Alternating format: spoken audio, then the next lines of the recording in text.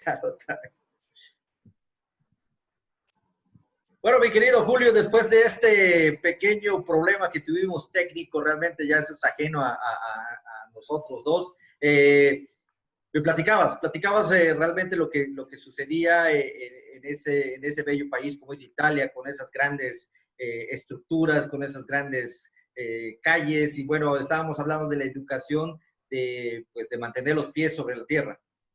Sí, sí, realmente en ese sentido yo siempre digo que mis padres han tenido mucho que ver en eso, ¿no? O sea, creo que la educación que me dieron desde muy pequeño, no solamente a mí, a mis hermanos también, eh, eso lo llevas contigo siempre, el resto de tu vida y luego lo tienes que inculcar a tus hijos también. Yo creo que eso fue fundamental eh, para toda mi carrera, porque siempre he sabido mantener los pies sobre la tierra en ese sentido.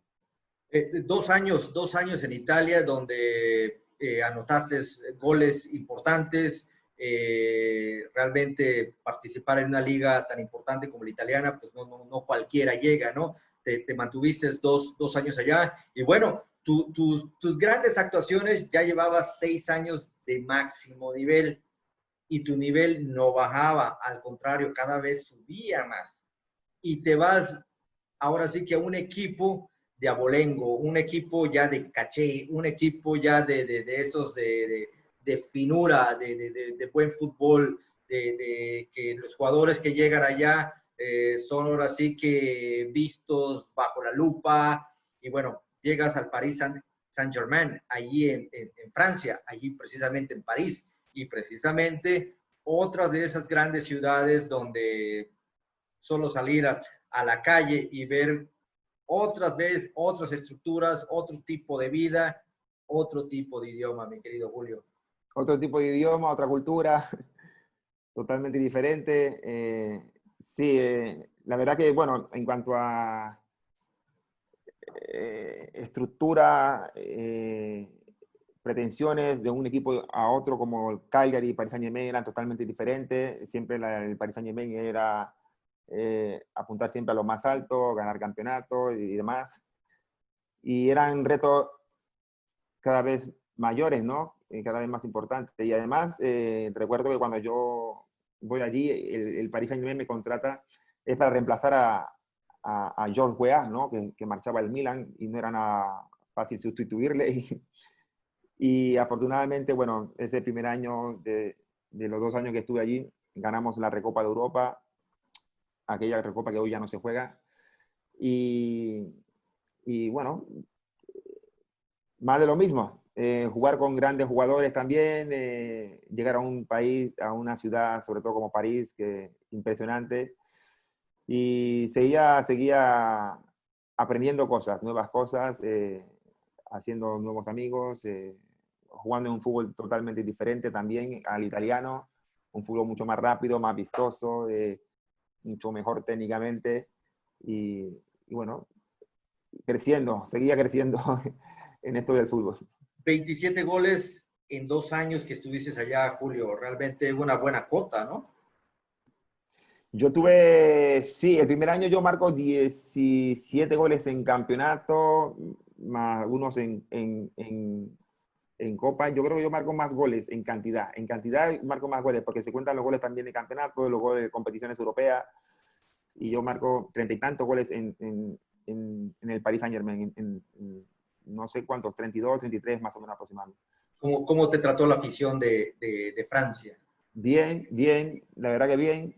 Yo el primer año, yo recuerdo la primera parte del campeonato, estuve muy bien, muy bien, prácticamente casi un promedio de gol por partido en la primera parte del campeonato. Y luego yo me lesiono sobre la primera parte del campeonato a nivel muscular. Estuve más de un mes y medio fuera de los terrenos de juego. Luego volví y ya, bueno, en esa parte final del campeonato estuve menos bien, pero en líneas generales el primer año fue muy bueno porque habíamos, repito, ganado la Copa la Recopa de Europa y había marcado en total 21 goles, más o menos 20, 21 goles entre Liga y la Recopa. Luego el segundo año marqué menos goles, tuve menos participación también, había cambiado de entrenador, pero en líneas generales yo, los 2 años que estuve en Francia fueron buenos. El segundo año llegamos también a la final de la Recopa, la perdimos con el Barcelona de Ronaldo. Y fueron 2 años de experiencia espectaculares también para mí, ¿no? Eres campeón de Europa, nadie te lo va a quitar. Sí, de la Recopa de Europa. Sí, Sí, la Recopa de pero Europa. pues Sí, sí, es allá. un campeonato intercontinental, así que bueno, que el Paris Saint-Germain no ha vuelto a ganar ningún título en Europa desde entonces, ¿no? Claro, después de 2 años, ahora sí que llegas tal vez a donde querías estar, tal vez donde siempre has querido llegar, a lo mejor llegas a España, realmente es una liga, pues actualmente, como antes era una liga importantísima, actualmente es la más poderosa, si se le puede llamar de esa manera, ¿no? Quiero suponer, ¿no? Creo que es una de las más vistas, ¿no? En el mundo, ¿no? Creo que una de las Bueno, más vistas. con esta mercadotecnia que hay y que le han Sí, dado sí. ese auge, Barcelona, Real Madrid, Barcelona, como que es la más vista, como bien dices tú, ¿no? Para mí, la más importante pues está entre la inglesa, la italiana y por allá tal vez la alemana, ¿no? Que creo que son las que tienen un tipo de fútbol más vistoso, tal vez, creo yo, ¿no? En mi punto de vista. Pero llegas al Real Oviedo, y bueno, ahí estás 3 años. 3 años en Oviedo, sí. ¿Cómo se da mi llegada al Oviedo? Yo tenía un año más de contrato con el Paris Saint-Germain. Yo había tenido como entrenador a Oscar Washington Tavares en el Cagliari, el segundo año mío en Italia, y él ese año llega al Oviedo. Entonces teníamos los mismos representantes en común y bueno, se da esa posibilidad, ¿no? El Oviedo buscaba un delantero centro y se dio esa posibilidad de que yo pudiera llegar a la Liga de las Estrellas, como se llamaba en aquel entonces, ¿no? Entonces yo tenía esa curiosidad también, ¿no? De ir a España y de llegar a esa liga, y donde estaban en ese momento llegando los mejores futbolistas de entonces, y yo quería realmente jugar en España, y el Oviedo era la mejor opción que tenía, y no lo dudé realmente. Bueno, ya ahora sí que olvidas por completo esos dolores de cabeza de cómo te vas a comunicar con los compañeros, con la comida. Llegas ahora sí que a hablar español y como que te descargas, ahora sí que dices, de aquí soy, y bueno, según comentan que son aproximadamente 40 goles por allá, ¿no? Sí, yo marco 40 goles en las 3 temporadas con el Real Oviedo, marco 40 goles, y la verdad que fueron 3 años espectaculares con el Oviedo. Realmente, ¿con quién tuviste más amistad allá con el equipo Oviedo? Bueno, yo tuve mucha amistad con los sudamericanos que estaban allí en el equipo en ese momento. Ahí estaba Tito Pompey, Juan González, estaba Gamboa, el argentino, eran los sudamericanos que estaban allí en ese entonces, ¿no? Era lo que más relaciones tenía, pero en realidad yo en cuanto a los equipos que he estado, era de llevarme realmente bien con todas las plantillas, ¿no? Y allí en el Oviedo hicimos un grupo bastante bueno, y yo creo que eso fue lo que nos ayudó a nivel deportivo, ¿no? A tener los mejores resultados para el equipo. Claro, no, imagínate estar ahora sí que en 3 ligas, 4 ligas ya, o 5 se le podría decir, que fue la Argentina en tus comienzos, Uruguay, Italia, Francia, España. España. Realmente tenías ahora sí que una barajas de cartas de presentación muy importante realmente, y poder hablar de este equipo, del otro, o sea, nos va a llevar horas en hablar de todas estas grandes anécdotas que puedes pasar por allá. pero realmente desde allá llegas a otros 3 años más a otro equipo también importante, como es el Club Málaga, donde realmente te estableces y realmente tu cota goleadora vuelve a subir. Pero tú ya llegas al fútbol español con 30 años, Julio, y a los 30 años ya te quieren hasta retirar del fútbol. Sí, sí, efectivamente. Efectivamente, de hecho, cuando yo llego al Oviedo, llego con 30 años y ya mucha gente, wow, tenía duda, ¿no? Tenía duda de- del Tu rendimiento que, capacidad, del rendimiento que podía tener en el claro. equipo con 30 años, ¿no? Y realmente yo siempre digo que cuando yo cumplo los 28, 29 años, a partir de entonces era cuando mejor me sentía y mejor estaba. Porque cuando más me cuidaba también, ¿no?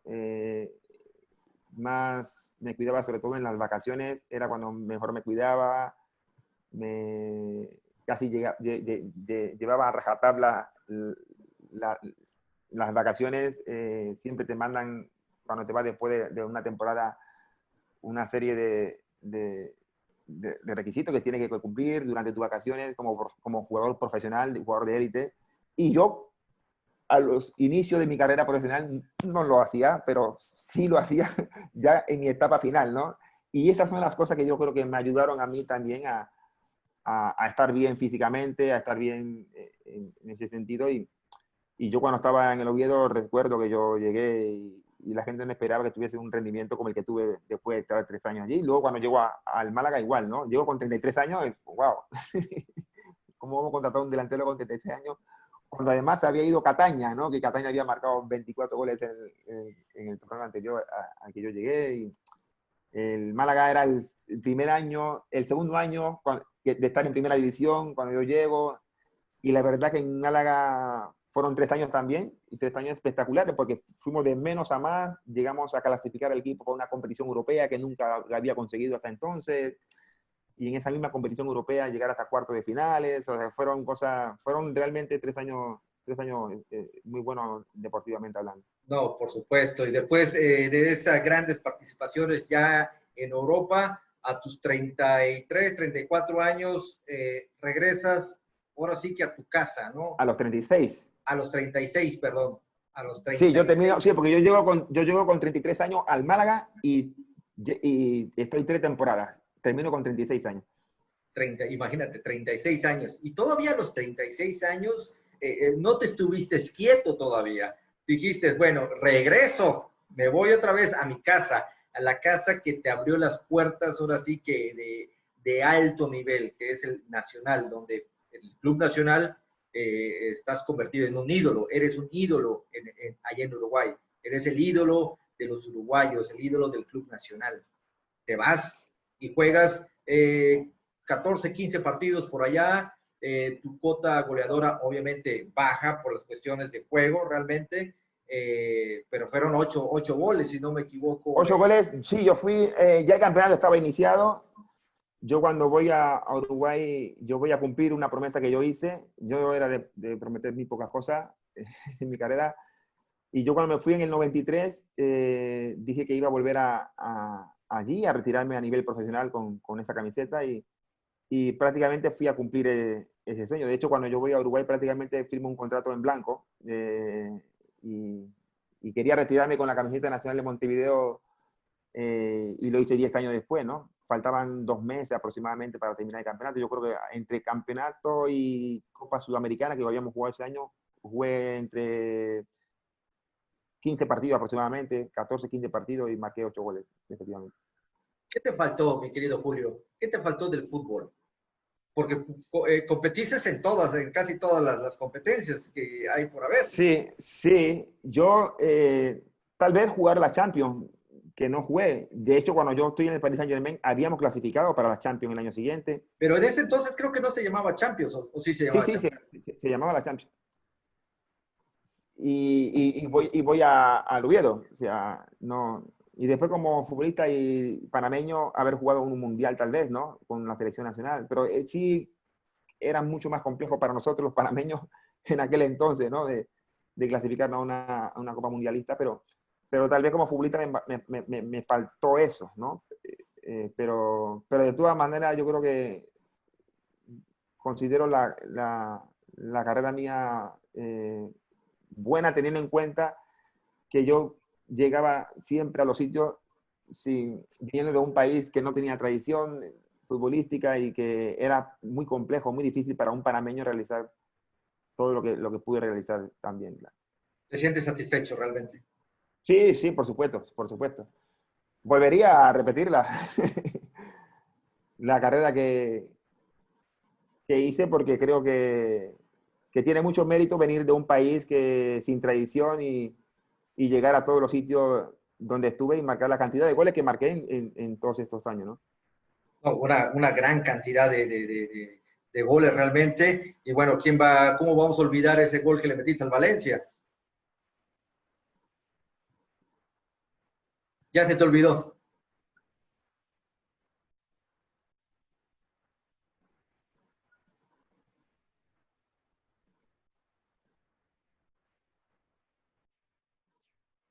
Cuéntame, regresas otra vez a Uruguay, ahora sí que para retirarte prácticamente ahora sí, de todo este elite, de esta una gran carrera que tuviste, llegas y todavía como todo delantero inquieto, 15 partidos, 8 goles, o sea, estás hablando de que realmente una buena cantidad. Bueno, si lo vemos como promedio, creo que sí. Más o menos un promedio cada 2 partidos, un gol, Sí, ¿no? Más o menos sí, porque era entre Copa y Campeonato Uruguayo. Yo no sé cuántos jugué en el Campeonato Uruguayo, creo que 12, y en Copa 3, una cosa así, no recuerdo bien, pero más o menos fueron la cantidad de goles que marqué. Creo que marqué 1 o 2 en la Copa y Sudamericana y los otros en el campeonato, 7, 8 en el campeonato. te conviertes en director técnico, mi querido Julio, realmente, y ahorita estamos en vísperas de poder, quiénes son los que van a ir al Mundial, y bueno, vamos a hablar un poquito de esto. Panamá necesita ya ir a un Mundial. Los países centroamericanos, norteamericanos, en el caso de México, Estados Unidos y Canadá, cada vez están agarrando otra vez su ritmo, su ritmo, su ritmo, su ritmo. Y de Panamá a veces no se escucha mucho de lo que pasa en el fútbol panameño, a pesar de que pues, han venido grandes jugadores a jugar aquí a México, ¿no? El caso de Blas Pérez, el defensa central, no recuerdo ahorita su nombre, Baloy.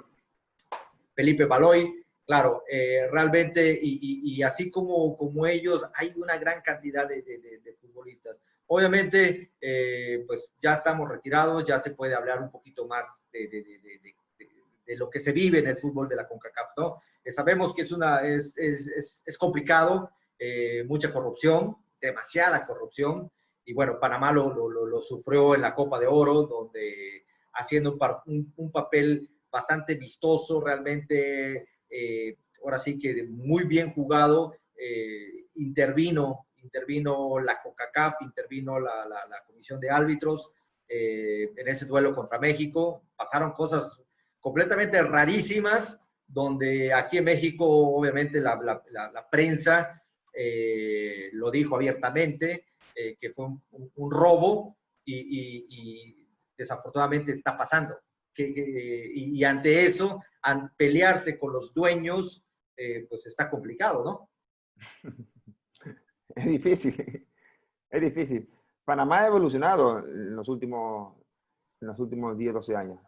Ha evolucionado mucho, se ha visto de manera significativa ese crecimiento. De hecho, le ha dado la participación en el último mundial a Panamá en Rusia 2018, de clasificarse por primera vez en un certamen como ese. Y sí, efectivamente, en el ámbito en el ambiente, en el área de CONCACAF, una de las selecciones, desde mi punto de vista, que ha crecido mucho es la selección de Panamá. Y para, digamos, la actualidad, se han visto otras selecciones con un crecimiento notorio, importante, selecciones del Caribe. Canadá, por ejemplo, siempre ha sido una selección más o menos que compite, que siempre está allí. No vamos a hablar de México y Estados Unidos, que son siempre las selecciones referentes del área. Costa Rica siempre ha estado allí también entre las mejores y creo que en líneas generales en el fútbol, en el área de CONCACAF, se está viendo bastante evolución en esta área, ¿no? Es que si nos podemos hablar de selecciones, Centroamérica cada vez se convierte en un boom, en una bomba realmente. Panamá, Costa Rica, Honduras. Ahí por allá está Guatemala, que como que quiere. Y si nos vamos a las islas, ahí está Jamaica. Jamaica como que quiere, ya fue a un mundial realmente, y realmente como que las cosas se están empezando a ver claramente en cuestión de selecciones. Hablemos ahora de clubes, como liga realmente. ¿Qué falta o qué necesita Panamá para convertirse en una liga importante realmente? Invertir. Eso es difícil. Yo creo que todas las selecciones, todos los países que han apostado, han querido que su liga fuese importante o tuviese un crecimiento, han invertido, han apostado mucho por que eso suceda, ¿no? Y yo creo que en Panamá le hace falta eso, invertir y creer realmente en el potencial, sobre todo del futbolista, ¿no? El futbolista que hay en Panamá. Yo creo que en los últimos, como comentaba, en los últimos 10, 12 años, se ha visto una evolución en cuanto al rendimiento a nivel futbolístico de Panamá. El crecimiento a nivel de futbolista. Ha cambiado el mismo futbolista, ha cambiado su mentalidad y ha apostado por este deporte mucho. Y de hecho, muchos jugadores han salido fuera de Panamá al exterior, cosa que no ocurría antes, ¿no? Pero lo que es la liga en sí, sí realmente, sí pienso que estamos un poco estancados, ¿no? O sea, ahí no hemos crecido mucho. Por ejemplo, los partidos de nuestra liga van muy poco aficionado al campo. La liga en ese sentido no levanta, no crece, no evoluciona.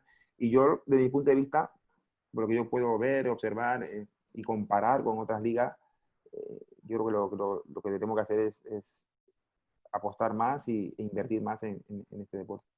Realmente el jugador panameño es barato realmente a comparación de otros países.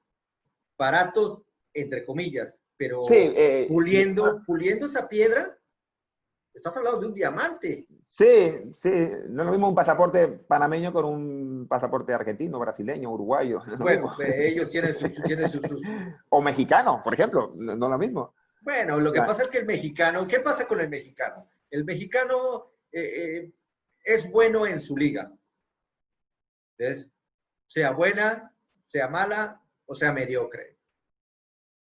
Pero ¿cuál es la realidad del mexicano? Que aquí en México se paga muy bien. Se paga Sí, también. demasiado dinero. Hay muchas empresas que están metidas en eso. Muchas empresas muy, muy fuertes realmente. Incluso por allá hasta comentaron que es el mismo narcotráfico. Entonces estás hablando de muchísimo dinero. Entonces, ¿qué pasa con el jugador mexicano? Que si va a ganar 5 pesos en Europa y en México le están pagando 6, pues ¿para qué me voy a Europa? Sí. Bueno, eso se veía mucho más tiempos atrás, ¿no? No salían muchos jugadores mexicanos al exterior, pero hoy salen más jugadores mexicanos al exterior, ¿no? Más que antes, quiero decir, en cantidad hoy salen más jugadores que de México a jugar al exterior, a Europa sobre todo, a Europa, que tiempos atrás, ¿no? Pero lo que pasa es que el mexicano va y tal vez tenga 2, 3 partidos buenos y hasta allá, no pasa nada. Son jugadores de suplentes, uno que otro destaca, el caso de Raúl Jiménez actualmente, el caso de Chucky Lozano, que lo estaba haciendo perfectamente bien en el equipo anterior, llegó a Italia con el Club Napoli y Gennaro Gattuso, pum, lo sentó, lo cepilló, y son cosas que pasan. Probablemente no son del gusto del técnico. O sea, realmente el ser futbolista, y tú lo sabes perfectamente bien, Julio, el talento ahí está, pero los 5 centavos que necesitas para estar completo, son esos 5 centavos que te lo pueden quitar de la noche a la mañana por un técnico. Bueno, han habido, creo, más jugadores que han destacado, si no me equivoco, ¿no? No, Bueno, que los que no. si hablamos En Europa, en mexicano. Europa, pues Rafa Márquez, por destacado, ejemplo. Hugo Rafa Márquez, Sánchez, Rafa Márquez. Hugo Sánchez, Chicharito. bueno, Chicharito es mercadotecnia. Chicharito llegó, jugó 10, 15 partidos y se convirtió en ídolo del Manchester United por algo bueno, que no sé, de repente Chicharito desapareció. Se la creyó tanto que Moreno creo que no estuvo mal, ¿no? Héctor Moreno. Héctor Moreno. Herrera, que está hoy en Atlético de Madrid y ha estado en el Oporto. Creo que... Ahí va. Giovanni Dos Santos, no, Giovanni Dos Santos se perdió.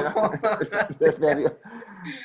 Pero estuvo en varios países de Europa y bueno, allí que sí, que no. Pero esa es la diferencia, Sí. esa es la diferencia. La diferencia, por ejemplo, si vamos a hablar de Julio César Nelly Valdés, a un Giovanni Dos Santos, con todo respeto que se merece uno con el otro, no es el caso de comparar, pero tú llegaste y jugaste, marcaste goles, te estableciste. El caso de Giovanni Dos Santos, sí es cierto, que fue a jugar aquí, que fue a jugar allá, que fue a varios países, pero no pasaba nada. No pasaba nada. No se consolidó, digamos. Pero sí los otros. No se estableció. Los otros jugadores que hemos mencionado, sí creo que se consolidaron en algún momento. No, sí, claro. Y son referentes del club. Del fútbol mexicano. Pero ¿no? Quitando al Chicharito. No pongas el Chicharito. Mejor pon a Raúl Jiménez. El Chicharito fue una obra de mercadotecnia bien hecha y mis respetos para los que lo hicieron. Realmente, pues, aquí en México, el Chicharito realmente nadie le comparte sus goles. Al contrario, se burlan de sus goles, ¿no? Y es algo que sea bueno, sea malo, pero pues el Chicharito como que no es un referente. A mí me ha parecido un jugador extraordinario y que siempre lo he considerado uno de los mejores delanteros del área de CONCACAF, en el exterior, en México, en el exterior, o sea, como mexicano. Yo personalmente lo destaco de esta manera, ¿no? A Chicharito. Es rápido el Chicharito, realmente sí, es rápido, tiene sus cualidades, por algo está allá, ¿no?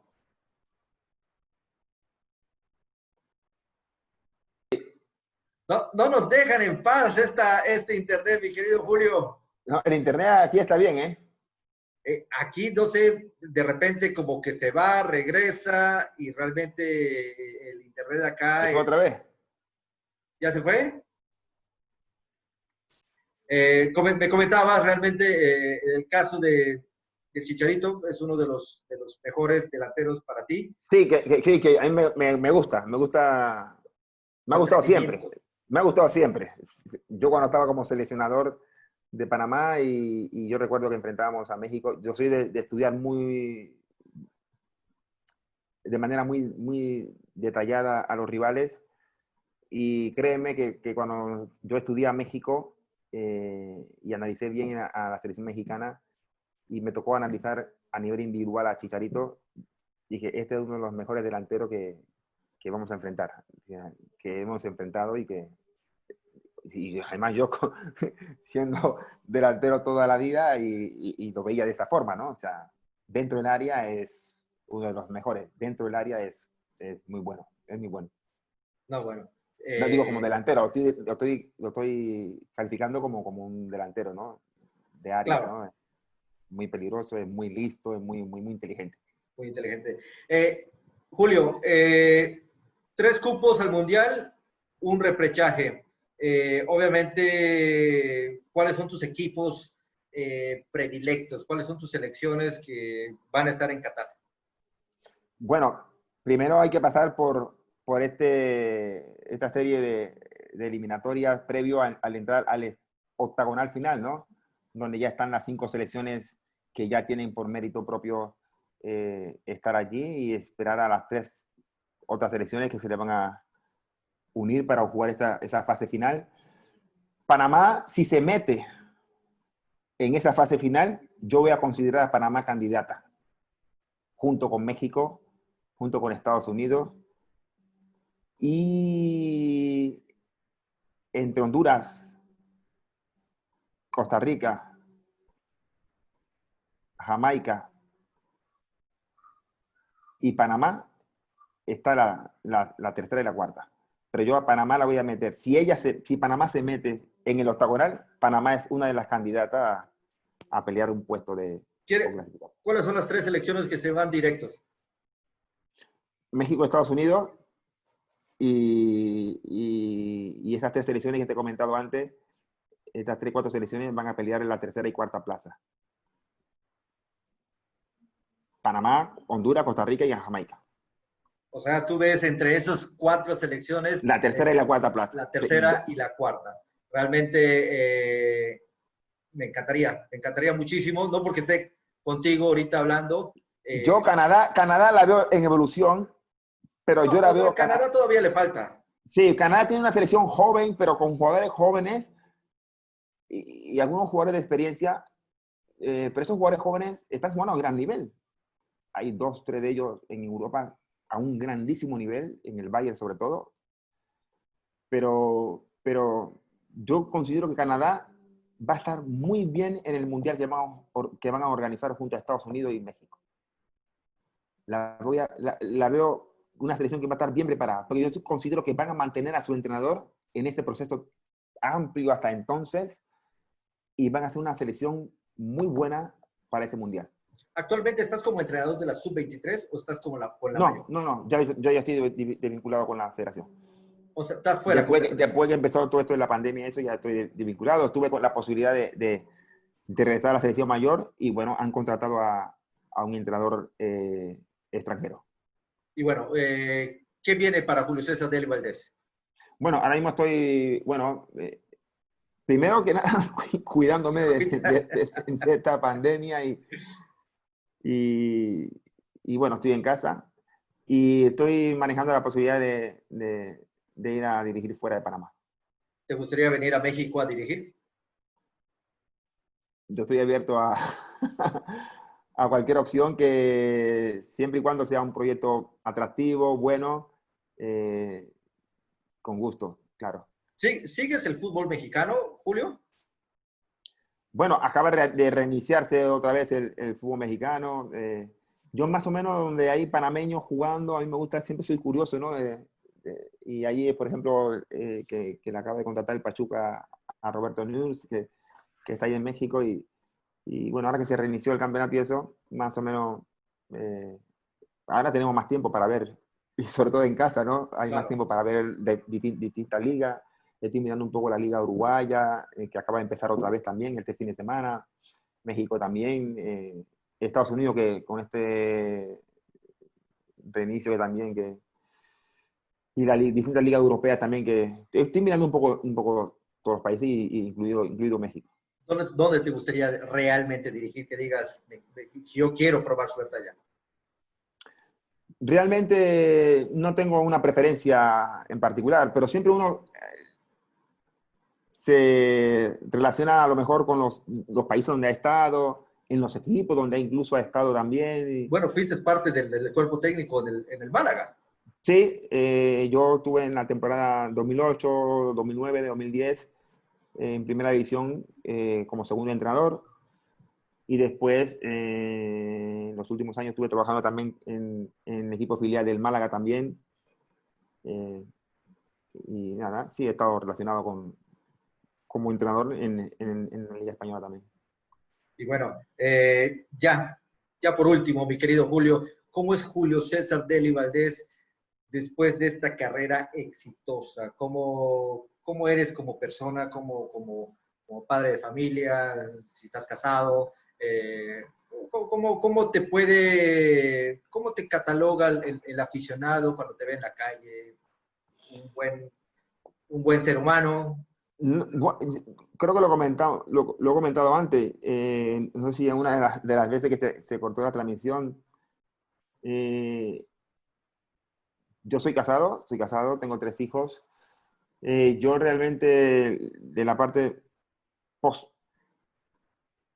jugador o lo que después lo que he hecho durante toda mi carrera, yo me quedo con viajar a Uruguay, a Argentina, a los sitios donde yo he estado, a España, a Italia, y me quedo con eso, con que la gente me recuerde mucho más y de mejor manera de lo que yo he dejado en el tema personal que en lo deportivo. O sea, me quedo con eso. Eso yo creo que tiene mucho más valor, ¿no?, que en lo deportivo. Al final, la mayoría de la gente puede reconocer mi carrera por internet, por buscar información a través de las distintas plataformas en internet, pero no conoce a la persona. Y en esos sitios yo creo que me valora mucho más como persona que como deportista. Y esto tiene un gran valor. Sí, digo, sobre todo personas, deportistas de alto nivel como tú, Julio, realmente pues yo he tenido inclusive hasta compañeros que pues a veces ya ni te contestan la llamada o algo, y realmente es bueno, es sano realmente ver personajes como tú, que ahora sí que tocaron el cielo y estuvieron allá, y sobre todo que nunca olvidaron de dónde salieron, esa humildad, esa sencillez, ese ser humano que es lo que a veces el deportista y más el futbolista de cualquier parte del mundo, no necesariamente Panamá o México, el futbolista se pierde y se crea su propio imperio, se crea su propia no sé, una cápsula de intocable, ¿no? Y ver que tú eres una persona súper sencilla, muy humilde, realmente agrada al hincha, al aficionado. Me ha tocado de experimentar, de cruzarme a lo largo de mi carrera con gente como tú la describes, ¿no? Pero yo creo que todo esto va un poco en lo que he comentado también en esta entrevista, de un poco la educación que has tenido desde pequeño, de la educación que me dieron mis padres. Yo creo que ha sido fundamental para eso también. Muchas veces también la gente que te rodea también, ¿no? Es a veces difícil también. Hay mucha gente que llega con algunos, bueno, digamos que con algunas pretensiones en particular, y yo realmente siempre he tenido la suerte de incluso en ese sentido también, rodearme con gente con buenos sentimientos también, y eso me ha ayudado también. Realmente, Julio, no me queda más que agradecerte tu tiempo, el espacio que nos das aquí a la gente de Leyendas del Deporte. Me imagino que ya se volvió a ir la señal, ¿verdad?